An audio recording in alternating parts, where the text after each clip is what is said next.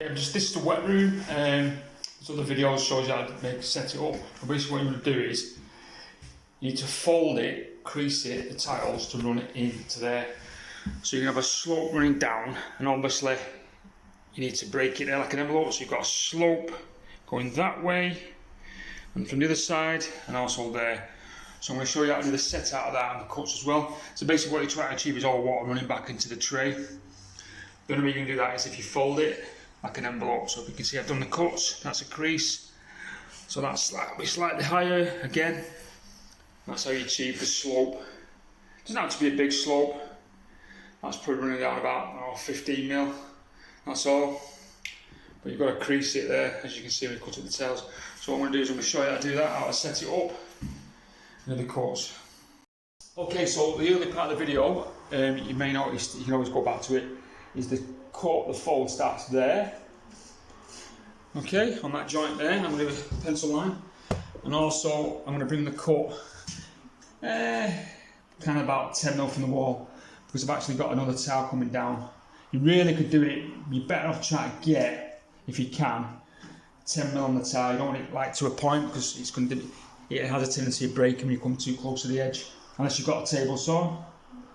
So as you see, that's where I'm going to bring. I'm probably going to bring about 12 mil to play with. And obviously, the bigger the cut, what will happen is this tile at the back will end up being like that, and that you want to try and get rid of that, because obviously, if it's like that at the back, you get the cut wide, you've got to match up with this other tile come into it. So really, it wants to go to a point. So the other tile, this one, will fit flush with it, be level at the top. Okay, what I'm going to do, we'll start from there, and we'll draw a pencil line, so the other tile will come up to that, flush.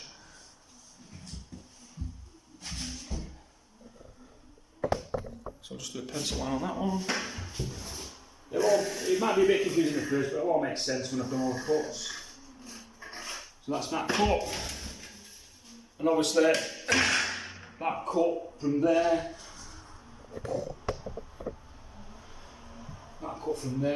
will go all the way back to there, and then we'll do another cut there to get it all folded in nicely and neat. So we'll do this other side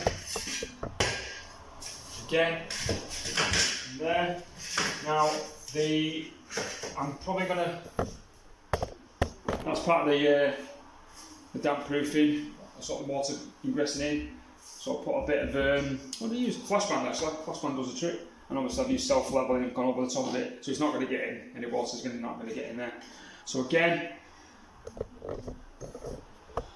from that point again to there. Now the tile, I'm probably going to finish it about there, somewhere there. And obviously you've got the shower screen as well going up there, so that'll hide the joint, because generally what happens is this is generally a little bit higher than this bit when you do it. It's further on down that end. But what you'll do is you'll put your shower screen against it and silicone it, and it'll look perfect. In fact, it's actually a better finish. So we're probably going to run it to about there. Now bear in mind, this has got to be similar to the other side. So we're going to take it back there. Make sure it's the same length. So, just square it across.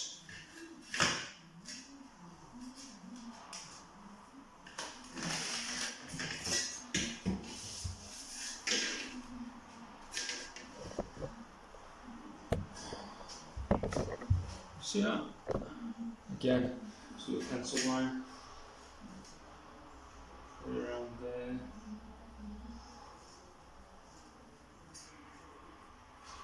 Okay.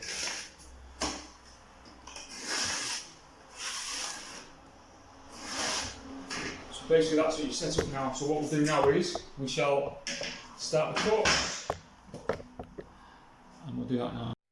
Okay, so before you do any cuts, just set it out how you're going to do the tiling.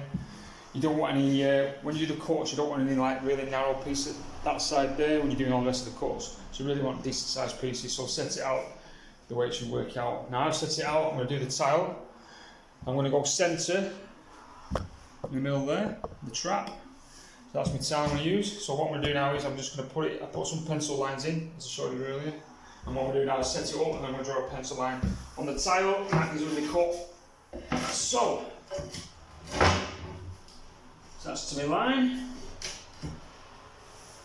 Mark with a pencil.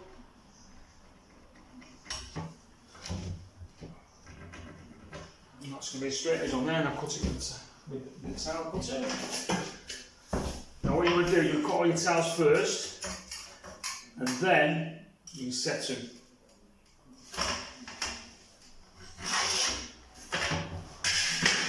That's my first cut. Just get the tile cutter. So if you're going to do a tile, decent tile cutting, when you want a proper job, treat yourself to a decent tile cutter or higher one. Now this is a 600 tile, so most of the tile cutters you get in the B&Qs, etc. are not going to be big enough. And they're not that great anyway. So line it up. Make sure it's in the right place. Practice it. Practice from where the tiles are cut first before you cut it.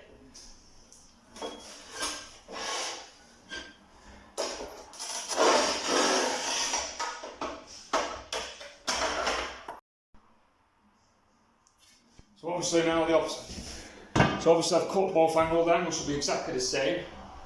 So I've got another cut for this side, that'll do for the side of the cut, the small pieces, so I've already got a cut ready. So generally you cut one side, you've got a cut from the other side. So I'm going to cut all them, and we'll look at it. Okay, I've used the tile cutter on a couple of cuts, but they're quite hard these tiles, they are porcelain. But generally when you cut them at an angle they can be a bit awkward, so rather than having a lot of waste, because obviously when you cut it it's some break, blah blah blah, I'm going to use a saw. So I've been using that for the floor as well. So I'm using one of these as well. It's a lot better, a lot quicker. Well, I wouldn't say it's quicker, but just saves a little bit of waste on tiles. Quite hard them tiles, and they've got like a textured glaze to it, so they can be a bit awkward to cut. So I'm actually decided to just use the wet saw instead. Obviously it's a lot easier when you come into the tapered cuts at the back there, which I would use anyway. Just makes life a bit easier. Okay, just in the third cut, so it doesn't take long to do it. It's over 10-15 minutes. Obviously I've used a straight edge across that cut there to transfer it to that one. I'll do the same on that side. Now obviously you won't get a full tile in there because it'll be in the way, so what you want to do is put the full tile in,